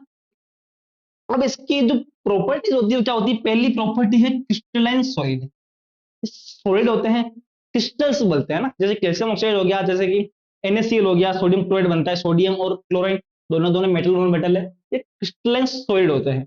इनके मेल्टिंग पॉइंट और बॉइलिंग पॉइंट बहुत ज्यादा हाई होते हैं, फिर इनके बीच में जो फोर्स जो अट्रैक्शन होता है ना वो बहुत ज्यादा हाई होता है आयोनिक कंपाउंड के अंदर, क्योंकि ये पॉजिटिव नेगेटिव चार्ज आपस में ट्रांसफर करते हैं, तो इस वजह से इनके अंदर जो अट्रैक्शन फोर्स बहुत हाई होता है ना। इस वजह से क्या है कि इनके जो मेल्टिंग पॉइंट है और बॉइलिंग पॉइंट है वो बहुत ज्यादा हाई होते हैं। वाटर सोल्यूबल होते हैं सारे के सारे आयोनिक कंपाउंड, वो को होते हैं वाटर सोल्यूबल होते हैं। देखो जितने भी कंपाउंड के अंदर चार्जेस होते हैं ना, एनायंस कैटायंस वगैरह प्लस पॉजिटिव नेगेटिव, तो वो हमेशा वाटर सोल्यूबल होते ही हैं, वो इनके अंदर भी चार्ज होते हैं। चार्ज होते हैं तो क्या होता है कि पानी के अंदर भी H प्लस OH माइनस है तो वो सोल्यूबल हो जाते हैं। उसके बाद में है आपकी इलेक्ट्रिकल कंडक्टिविटी। तो आयोनिक कंपाउंड के अंदर चार्ज होते हैं तो इलेक्ट्रिक कंडक्टर बहुत अच्छे से ये मतलब इनके जो मोल्टन स्टेट होती है, इनकी जो लिक्विड स्टेट होती है उसके अंदर तो ये बहुत अच्छे इलेक्ट्रिक कंडक्टर होते हैं, और जो इनकी सॉलिड स्टेट होती है वो इतने अच्छे से इलेक्ट्रिक कंडक्टर नहीं होते हैं। चलिए चले आगे, समझ में आ गई बात। चलो उसके बाद बात करते हैं अपन कोरोजन ऑफ मेटल। देखो अपनी केमिकल प्रॉपर्टीज जो है वो लगभग लगभग खत्म हो गई है ना, क्या क्या पढ़ा अपन ने, तो क्विक रीजन कर लिया। तो अपन ने बात की थी मेटल्स एंड नॉन मेटल्स की रिएक्शन, सबसे पहले हमने बात की थी ऑक्सीजन के साथ में मेटल ऑक्साइड बनाता, नॉन मेटल ऑक्साइड बनाता। मेटल ऑक्साइड जो है वो बेसिक नेचर के होते हैं, नॉन मेटल एसिड नेचर के होते हैं। फिर अपन ने एम्फोटेरी ऑक्साइड्स पढ़े, वो क्या चीज होती है ना, जिंक ऑक्साइड, एल्यूमिनियम ऑक्साइड। फिर अपन ने मेटल्स की और नॉन मेटल्स की रिएक्शन करवाई, एसिड्स के साथ में रिएक्शन करवाई अपन ने। फिर अपन ने उनकी पानी H2O के साथ में रिएक्शन करवाई अपन ने, है ना। और उसके बाद मेटल नॉन मेटल की आपस में रिएक्शन करवाई अपन ने, आयोनिक कंपाउंड बनाए, आयोनिक कंपाउंड की प्रॉपर्टीज पढ़ लिया अपन ने, ये सब चीजें अपन ने पढ़ लिया ना फिजिकल प्रॉपर्टी के बाद में। अब बात कर रहे हैं अपन कोरोजन ऑफ मेटल की। तो corrosion is the gradual deterioration of metals by chemical reaction with their environment. Environment का मतलब यहाँ पे एनवायरमेंट का मतलब एनवायरमेंट नहीं, एनवायरमेंट का मतलब यहाँ पे एक तो ह्यूमिडिटी या ह्यूमिडिटी और ह्यूमिडिटी हो गया, और साथ में आपके ह्यूमिडिटी के अंदर दोनों चीजें कौन सी हो गई, एक तो हो गया आपका वाटर और हो गया एयर। एयर के अंदर जनरली होती है ऑक्सीजन। तो पानी और ऑक्सीजन के साथ में मेटल्स जो है आपके एनवायरमेंट में होता है, पानी होता है क्यों, ह्यूमिडिटी होती है इसलिए, और आपकी ऑक्सीजन गैस भी होती है। तो इनके साथ में मेटल्स रिएक्शन करके तो अपने आप खराब कर लेते हैं, कोड कर लेते हैं, उसको डिस्ट्रॉय हो जाते हैं। उसको हम बोलते हैं कोरोजन ऑफ मेटल। ठीक है, तो जैसे कि सबसे बढ़िया एग्जांपल इसका रस्टिंग ऑफ आयरन। लोहे के आपने देखिए वो जंग लग जाती है, जो पेंट होता है उखड़ जाता है, और उनकी लोहे की भी एक लेयर जो होती है ना वो बाहर आनी स्टार्ट हो जाती है। क्यों होता है ये, क्योंकि ये कोरोजन किस वजह से होता है, मेटल ने आयरन ने रिएक्शन कर ली ऑक्सीजन के साथ में, और किसके साथ रिएक्शन करी, वाटर के साथ में। तो पानी या बारिश वगैरह होती है, बारिश ना हो तो भी एनवायरमेंट में ह्यूमिडिटी तो होती है, तो हम रिएक्शन करते हैं तो वाटर और एयर दोनों साथ रिएक्शन करके क्या बना लेते हैं, ये आयरन ऑक्साइड बना लेते हैं। क्या बना लेते हैं, आयरन ऑक्साइड बना लेते हैं, जिसको अपन क्या बोलते हैं, कोरोजन बोलते हैं। क्या बोलते हैं, कोरोजन बोलते हैं। बात समझ में आ गई, कोरोजन ये हो गया। किसके साथ रिएक्शन होती है, मेटल्स की एनवायरमेंट के अंदर वाटर और एयर के साथ में, एयर मतलब ऑक्सीजन के साथ में। अब इससे बचने का तरीका है तो बड़ा सिंपल सिंपल तरीका है। पहला तो है आपके सरफेस कोटिंग, आप उसके ऊपर पेंट कर दो, आप उसके ऊपर कलर कर दो। अगर कलर कर दो तो क्या होगा, डायरेक्टली वो पानी के कांटेक्ट में भी नहीं आएंगे, और डायरेक्टली एयर के कांटेक्ट में भी नहीं आएंगे, ऑक्सीजन कांटेक्ट में भी नहीं आएंगे, तो उसकी किसी भी तरह का कोई कोरोजन होगा ही नहीं। दूसरा है मेटल प्लेटिंग। अलग अलग मेटल्स के ऊपर जिंक की प्लेटिंग करते हैं अपन, है ना, या फिर अलग अलग मेटल्स की एल्यूमिनियम की प्लेटिंग करते हैं अपन, कोटिंग करते हैं उसको। तो उससे भी अगर उसको एक दूसरे में लेयर की एक लेयर बन गई तो लेयर कॉन्टेक्ट में आएगी, वो मेटल जो है ओरिजिनल वो कॉन्टेक्ट आएगा नहीं। या इसके अलावा अलोइंग कर सकते हैं। अलोय क्या होता है भाई, तो दो मेटल मिक्स कर दिया आपने, है ना, तो दो मेटल आपस में मिक्स कर दी तो अलोय, उसको अपन अलोय बोलते हैं। तो उसके बाद में उसको भी अपन बजा सकते हैं कोरोजन से, वो आपस में रिएक्शन करेंगे। जैसे स्टेनलेस स्टील नाम सुनो आप, स्टील के भी कोरोड नहीं होता, गर्म बर्तन होते हैं स्टील के, जब उनको देखा जंग लग गई, उनको जंग लगती, स्टील के भी खराब नहीं, क्योंकि वो क्या है, वो आपके अलोय है। अब अलोय क्या होते हैं उसके बारे में बात करते हैं, है ना। अलोयस क्या है, इंजीनियर्ड मेटल मिक्सचर। आपके सही नाप तोल करके रेशो के अंदर दो मेटल्स को मिक्स कर दिया आपने, तो क्या बन गया? आपके एलॉय बन गया ना। alloys are homogeneous mixture of two और more metals or metals with non-metals created by melting the primarily metal and adding other element in specific ratio। एक मेटल को मेल्ट किया, स्पेसिफिक रेशियो के अंदर उसमें दूसरा मेटल या नॉन मेटल मिला दिया आपने, तो वो क्या बन गया? आपके अलोए बन गया। जैसे कि सबसे बढ़िया एग्जांपल आपके ब्रास, ठीक है। ब्रास जो होता है, आपने पीतल, पीतल नाम सुना? कैसे बनता है? कॉपर और जिंक, इन दोनों का ब्लेंड है। कॉपर और जिंक दोनों को मिला दिया, क्या बन गया? आपके ब्रास बन गया। ब्रोंज जो होता है कॉपर और टिन, ठीक है, स्टेनम, ठीक है, ये मिल गया तो क्या बन गया? आपके ब्रोंज बन गया। लेड और टिन मिल गया तो क्या बन गया? आपके सोल्डर बन गया। सोल्डर में रहेगा वो जो वेल्डिंग करने में काम आता है, सोल्डर, वो वाला सोल्डर है ना। अमलगम एक अलॉय होता है, किसका होता है? मरकरी और उसके अलावा कोई भी दूसरा मेटल मिला तो उसका जो जो उसका अलॉय बनेगा उसको क्या बोलेंगे? अपन अमलगम बनेगा। तो ये मेटल्स एलॉय जो है, ये कौन कौन से मेटल के कॉम्बिनेशन से बने, या आपको याद होना चाहिए। ब्रास कॉपर और जिंक से, ब्रॉन्ज कॉपर और टिन से, और सोल्डर आपके किससे बना है? लेड और टिन से। बात समझ में आ गई? चले आगे। चलिए, अलॉयज जो है बड़े आपको बस ये ध्यान रखना है कि किस किस चीज से बने हुए हैं ये, है ना, किस किस का मिक्सचर है ये। चलिए, अब अपन चलते हैं अपने इस चैप्टर के लास्ट पार्ट के ऊपर, है ना। तीन पार्ट में चैप्टर डिवाइडेड है वैसे ये। मेटल और मेटल और नॉन मेटल की फिजिकल प्रॉपर्टी, मेटल और नॉन मेटल की केमिकल प्रॉपर्टी, और उसके बाद में लास्ट चैप्टर मेटलर्जी। मेटलर्जी क्या है? मेटल को एलर्जी होगी? नहीं भाई, एलर्जी नहीं हो रही है। मेटल को एलर्जी, मेटल को हुई एलर्जी को मेटलर्जी नहीं बोलते हैं। मेटलर्जी किसको बोलते हैं? मेटलर्जी बोलते हैं साइंस ऑफ मेटल एक्सट्रैक्शन। देखो, जो भी मेटल है वो सारे सारे मिलते कहाँ हैं? अपने को मिलते हैं अर्थ के कोर में मिलते हैं। कहाँ मिलते हैं? अर्थ के कोर में, है ना। गलत बोल दिया, अर्थ के कोर में नहीं बोलते, अर्थ के अंदर मिलते हैं। कोर तो बहुत नीचे होता है, अर्थ के अंदर मिलते हैं ना। तो वहां से उनको निकालने की जो प्रोसेस है, और फिर बिल्कुल एकदम रिफाइनिंग रिफाइनिंग करने की जो पूरी आपके घर पे सामान, वो मेटल लेके चमचमाता हुआ मेटल लेके आने की तो पूरी प्रोसेस, उसको मेटलर्जी बोलते हैं, ठीक है। तो अब जो है अपन बात करते हैं कि कौन से स्टेप्स के अंदर इन्वॉल्व होते हैं, ठीक है। जैसे मैंने आपको एक्सट्रैक्टिंग मेटल ओर्स है, कोर बोला मैंने, ओर्स, ओर से निकालने की जो प्रोसेस होती है उसको अपन मेटलर्जी बोलते हैं। अब देखो, मेटल जो होते हैं जनरली, सबसे पहले तो मेटलर्जी बनने से पहले हम बात करते हैं मिनरल्स क्या होते हैं और ओर्स क्या होते हैं। तो जब मेटल आपके अर्थ के अंदर से हम निकालते हो जमीन में से, या फिर जो माइन में से निकालते हैं, तो वो जिस फॉर्म में होता है उसके साथ बहुत सारी चीजें और भी होती है, मिक्सअप होती है। तो उसको अपन बोलते हैं mineral, natural compound containing metal. वो नेचर के अंदर जिस तरह से वो रखा हुआ है, उसको जिसके अंदर मेटल है मिक्स में, उसको अपन मिनरल बोलते हैं। क्या बोलते हैं? मिनरल बोलते हैं, ठीक है। अब और क्या होता है? तो mineral from which it is easy to extract metal with maximum profit. अब हर जगह मिनरल में से आप मेटल नहीं निकाल सकते, है ना। तो किस जगह से आप इजी वे में, प्रॉफिटेबल तरीके से आप उसमें से मेटल निकाल सको, उसको अपन बोलते हैं ओर। तो ओर से अपन मेटल निकालते हैं, मिनरल से अपन मेटल नहीं निकालते, है ना। बात समझ में आ गई?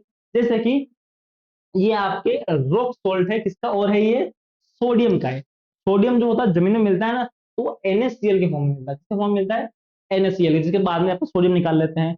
ऐसे ही जो बॉक्साइट है, ये किसका और है? ये आपके एल्यूमिनियम का और है ना। तो एल्यूमिनियम से निकलता है, एल्यूमिनियम ऑक्साइड के फॉर्म में होता है। जमीन में किसके फॉर्म में होता है? वो बॉक्साइट होता है, एल्यूमिनियम ऑक्साइड की, इसके बाद में एल्यूमिनियम अपन अलग करते हैं। जिंक जो होता है वो जिंक ब्लेंड के फॉर्म में होता है। जिंक के साथ में क्या होता है? सल्फर होता है। तो उसको जिंक सल्फर, वो जिंक सल्फाइड निकलता है आपके, और उसके बाद में फिर उसमें से जिंक जो है वो अलग किया।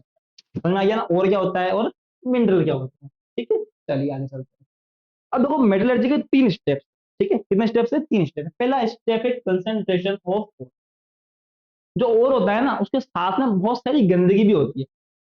जब इतने सालों तक, 1000 ईयर्स, हंड्रेड्स ऑफ ईयर्स से वो जमीन में रखा हुआ है, तो उसके साथ में जो पत्थर मिट्टी, वो सब भी एक जैसे हो जाते हैं। उसमें पता ही नहीं चलता कि आप में से मेटल कौन सा है, और पत्थर कौन सा है, और मिट्टी कौन सी, स्टोन कौन सा है।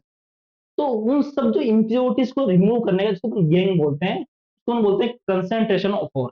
पहली स्टेप होगी उन सब चीजों को हटाना।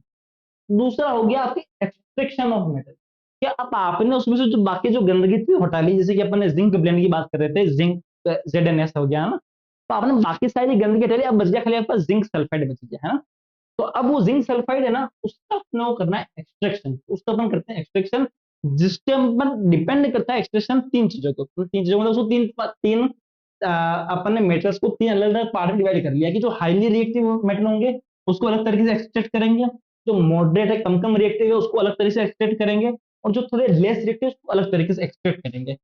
फिर ये एक्सट्रैक्ट करने के बाद में जो बिल्कुल प्योर करने की जो उसकी प्रोसेस होती है ना, उसको हम बोलते हैं प्योर रिफाइनिंग ऑफ मेटल। तो इसे 3 स्टेप, बात समझ आ गई? पहले समझ आएगी आपको कंसंट्रेशन ऑफ और जिसके अंदर क्या करना है उसके अंदर सारी उसकी गंदगी है वो हटानी है।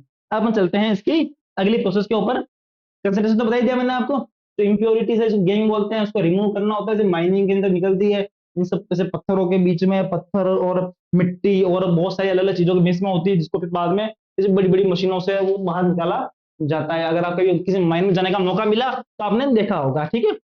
इसके बाद में है आपकी जो अगली प्रोसेस है वो है एक्सट्रैक्शन, है ना। क्या होगा, कौन सी प्रोसेस? एक्सट्रैक्शन, जिसके अंदर मैंने बताया आपको 3 पार्ट में डिवाइड कर लिया। एक तो हाईली रिएक्टिव मेटल है उसको एक्सट्रैक्ट अलग तरीके से करेंगे, जैसे कि सोडियम हो गया, आपके पोटेशियम हो गया, कैल्शियम हो गया, मैग्नीशियम हो गया। जो मॉडरेट रिएक्टिव है जैसे कि जिंक हो गया, आयरन हो गया, लेड हो गया, उसको अलग तरीके से करेंगे। और जो लेस रिएक्टिव है जैसे कि मरकरी, गोल्ड, सिल्वर, इनको अलग तरीके से एक्सट्रैक्ट करते हैं। तो इन तीनों को पता चल गया आपको, हाईली रिएक्टिव, मॉडरेट रिएक्टिव और फिर लेस रिएक्टिव। इस तरीके से अपन इसको अलग अलग पार्ट्स में डिवाइड कर लिया। उसके बाद में फिर जो है सबसे पहले बात करते हैं अपन हाईली रिएक्टिव मेटल, जैसे कि पोटेशियम, सोडियम। बड़ा सिंपल सा तरीका, पहली स्टेप है मेल्ट द ओर। आपने जो ओर निकाला उस कंसंट्रेशन कर लिया, गैंग से बढ़ा दिया अपने, आपके पास में ब्लेंड बचा है। अब उसको सबसे पहली स्टेप में क्या करते हैं, मेल्ट द ओर। और वो क्या करना है आपको, मेल्ट करना है।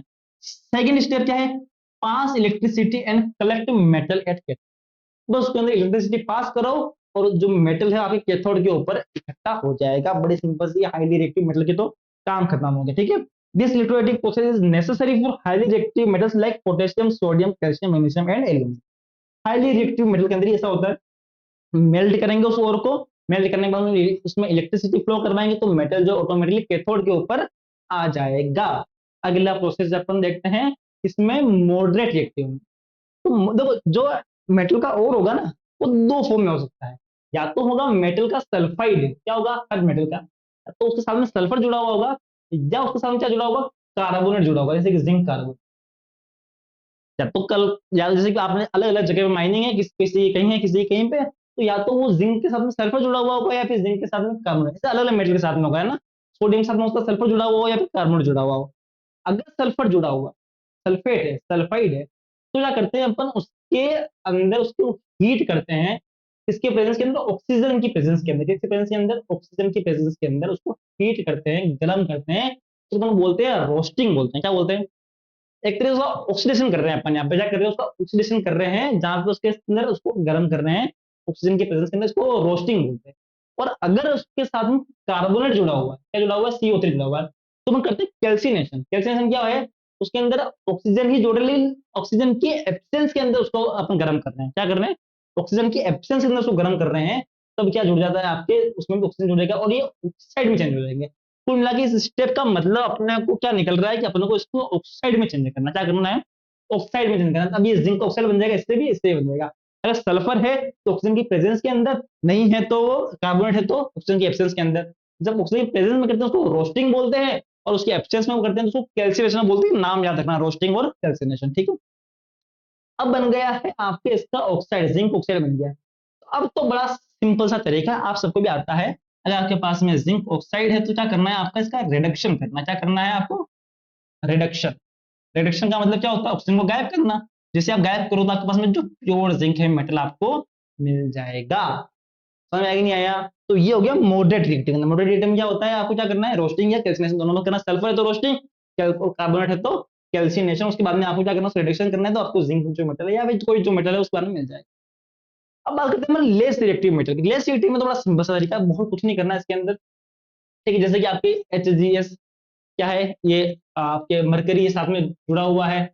इसको सबसे पहले लेस रिएक्टिव है तो क्या करना है आपको, इसके सिंपल 2 प्रोसेस है। पहली प्रोसेस तो क्या है, इसको आपको क्या करो, ऑक्सीडेशन करो इसका। एक बार ऑक्सीडेशन करोगे तो क्या हो जाएगा, ऑक्सीजन जुड़ जाएगा इसके अंदर। गर्म करोगे तो ऑक्सीजन जुड़ जाएगा, और उसके बाद इसका रिडक्शन करना है। क्या करना है, रिडक्शन करना है। इसके अंदर आपके मतलब चाहे वो ज्यादातर लेस रिएक्टिव होते हैं वो सल्फर के ही साथ होते हैं, वो कम के साथ होते ही नहीं है। अब क्या करना है इसके अंदर, केवल केवल रोस्टिंग करनी है। रोस्टिंग करने के बाद में क्या करना है आपको, रोस्टिंग करने के बाद में क्या करना है आपको, रिडक्शन करना है।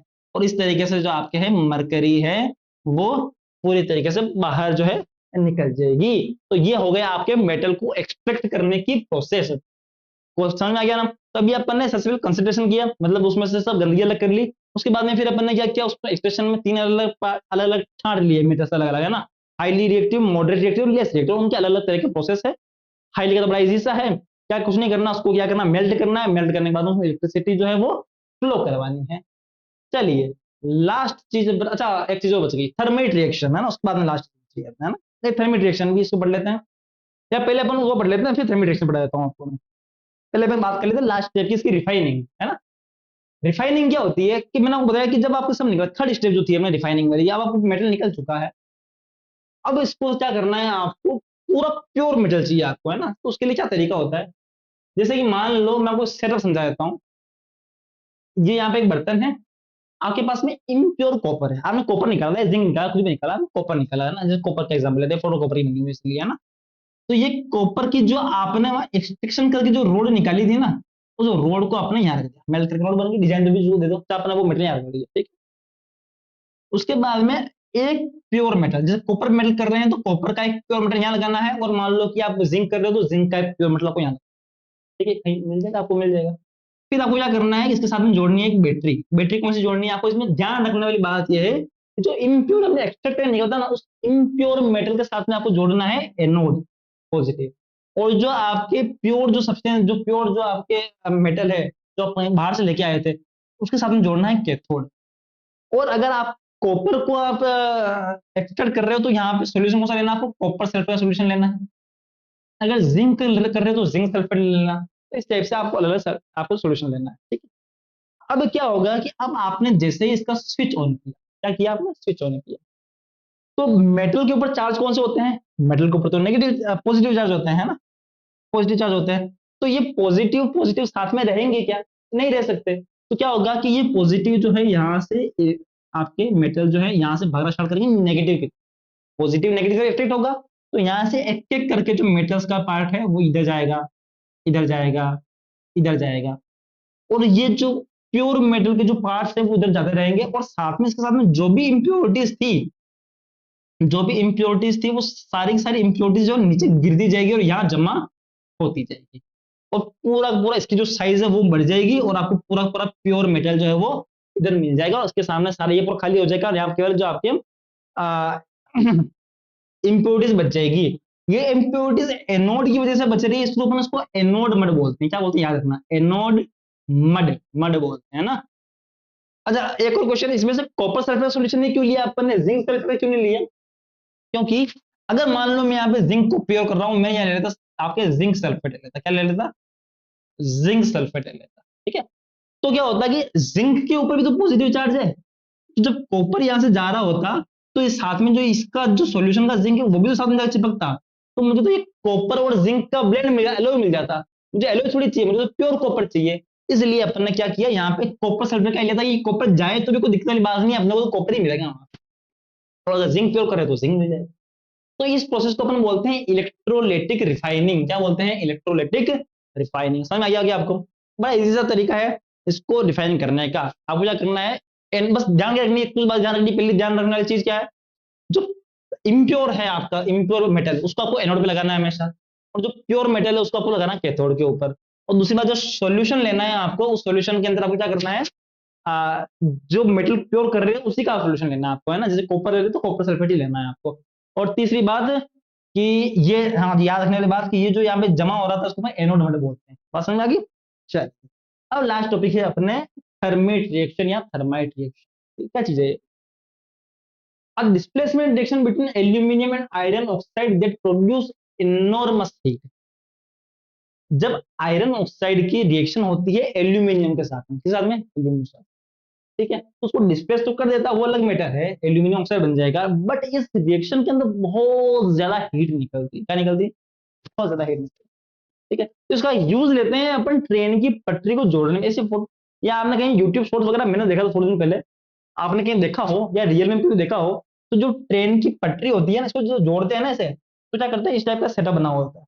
उस सेटअप के अंदर क्या करते हैं, उस सेटअप के अंदर यहाँ पे ये जो आपके आयरन ऑक्साइड जो है वो डाल देंगे, है ना? और उसको पूरी तरीके से पैक कर देंगे, और पैक करने के बाद इसमें डालते हैं एल्यूमिनियम। क्या डालते हैं, एल्यूमिनियम का चूड़ा डाल देंगे। अब जैसे ही एल्यूमिनियम आयरन ऑक्साइड के साथ में रिएक्शन करेगा तो ये रिएक्शन होगी आपके, एल्यूमिनियम ऑक्साइड बनेगा, उस साथ में हीट बनेगी बहुत सारी। तो इतनी ज्यादा हीट बनती है, इतनी ज्यादा हीट बनती है कि इस पूरे आयरन को ही पिघला देती है, मेल्ट कर देती है। क्या कर देती है, मेल्ट कर देती है। तो वो जो दो पटरी के जो दो पार्ट थे जो अलग अलग थे, उसको यहाँ पे आपने उसके अंदर आयरन ऑक्साइड डाला और वो आयरन ऑक्साइड पूरा मेल्ट हो जाएगा, ये पूरा पूरा मेल्ट होकर क्या हो जाएगा, यहाँ पे ये आपस में चिपक जाएंगे। बाद में इसको घिस करके क्या करते हैं, साफ कर लेते हैं। और इस तरीके से जो दो पटरियों को जोड़ने का काम, वेल्ड करने का काम, वो इस रिएक्शन से होता है। थर्मेट रिएक्शन इसका नाम है। बात समझ में आ गई। this reaction लिखा हुआ, this reaction produce molten iron and is widely used for joining railway tracks due to the intense heat। वो इतनी ज्यादा हीट जनरेट होती है इसके अंदर, तो आयरन बहुत पिघल जाता है वहीं पे, वो पटरिया भी पिघल जाएगा और ये जो आप आयरन ऑक्साइड डालते हो वो भी पिघल जाएगा, और उसके बाद में फिर वो चिपक जाते हैं आपस में। बात समझ में आ गई। तो थर्माइट रिएक्शन भी अपनी खत्म हो गई, और मेरी तरफ से ये चैप्टर जो है पूरा खत्म हो चुका है। क्या क्या पढ़ लिया अपन ने पढ़ी मेटल एंड नॉन मेटल की फिजिकल प्रॉपर्टी पढ़ी बहुत सारी, फिर केमिकल प्रॉपर्टी पढ़ी अपन ने, केमिकल प्रॉपर्टी के अंदर उनके अलग अलग रिएक्शंस पढ़ी अपन ने, ऑक्सीजन के साथ में, वाटर के साथ में, एसिड के साथ में, आपस में मेटल नॉन मेटल की रिएक्शन पढ़ी अपन ने। फिर अपन ने उनका स्ट्रक्चर भी पढ़ा अपन ने कि जो लियो स्ट्रक्चर वो कैसे बनता है ना, इलेक्ट्रॉन कॉन्फ़िगरेशन कैसे होता है, फिर मेटल का एक्सट्रैक्शन कैसे होता है, concentration, extraction, refining, highly reactive metal, moderate reactive metal, less reactive metal, और लास्ट में अपने थर्मल रिएक्शन अपने पढ़ ली जो कि अपने सिलेबस में है। अब अपना चैप्टर खत्म हो चुका है। अगले जो चैप्टर है अपना फोर्थ चैप्टर, उसमें मिलेंगे आपसे। मैं कोशिश कर रहा हूँ कि वो केमिस्ट्री निपटा दूं, उसके बाद में फिर अपन फिजिक्स की तरफ चलेंगे, फिर फिजिक्स के चैप्टर जो है वो पढ़ करना स्टार्ट करेंगे। तो मिलते हैं आपसे नेक्स्ट क्लास के अंदर। Thank you so much.